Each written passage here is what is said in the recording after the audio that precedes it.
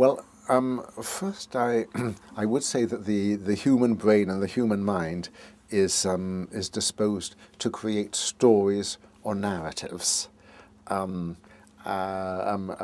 Children love stories, make up stories. Um, uh, Jerome Bruner, a great psychologist, has spoken of two modes of thinking. One is to create narratives, one is to create paradigms or explanations or models. And of course, some of these will come together because then you want to have a story which explains. We all come into the world, and human beings sort of evolved into a mysterious world and had to wonder where they came from, how the world came from, what are the stars doing, and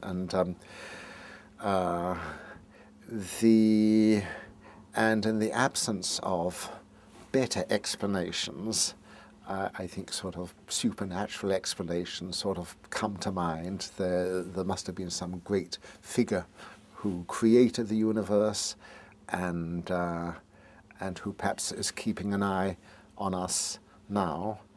And say before 1859, before Darwin, before The Origin of Species was published, there was no natural explanation of how different animals and plants had come into being, let alone human beings. I think of Freeman Dyson, a great physicist, who once wrote, he said, "I am a practicing Christian, but not a believing one."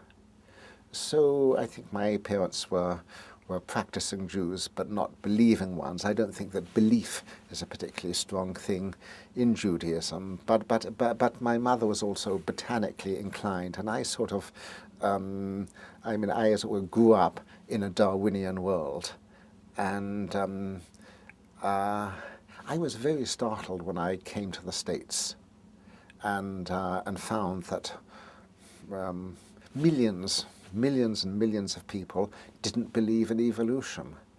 I still am profoundly perplexed. And to proclaim that one doesn't believe in evolution, I think would label one as an idiot in most of the civilized world. So certainly in Europe. Again, growing up in Europe, it was my feeling that it was our feeling the world would become more and more secular. And now, of course, it's a world stamped by mad, dangerous fundamentalism on all sides. And who would have thought that the 21st century would dissolve into religious conflict? I mean, for myself, I'm a sort of quiet, old Jewish atheist. I'm not a militant atheist. I don't sort of argue about things like Dawkins and Dennett and Sam Harris. I quite like their books, but I'm not militant by nature, and I'm not very argumentative by nature. And if people want to believe, well, then that's their business. I mean, what concerns me is when belief is used to influence and corrupt education or politics. And it seems to me monstrous that creationism or so-called intelligent design is taught next to evolution or instead of it. And I do think of it as almost as a form of madness. I think I need to say that there are specifically some conditions of the brain which predispose to mystical or religious thinking. And in particular, when people have so-called temporal lobe epilepsy or temporal lobe seizures, they may have religious or mystical visions, or even between seizures, they may have a gradual personality change which disposes them to mystical and religious thinking. And so I think that thinking of this sort is, if you want, built into the nervous system, although it doesn't have to take an explicitly sort of theistic notion. I mean, Einstein always used to say that the most beautiful thing in the world is the mysterious. And I think that the fundamental sense of mystery and awe and of the sublime is behind all science and art.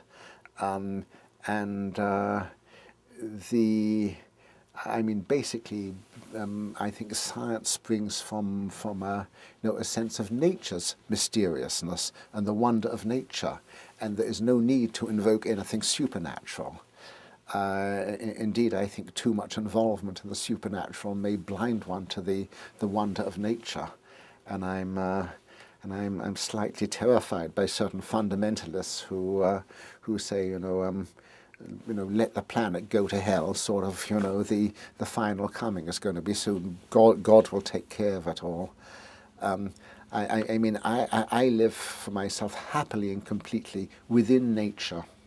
I love it. I have a sense of being at home. I don't pine for anything else. And so I think those parts of my temporal lobes are devoted to, as it were, to an almost religious feeling for nature.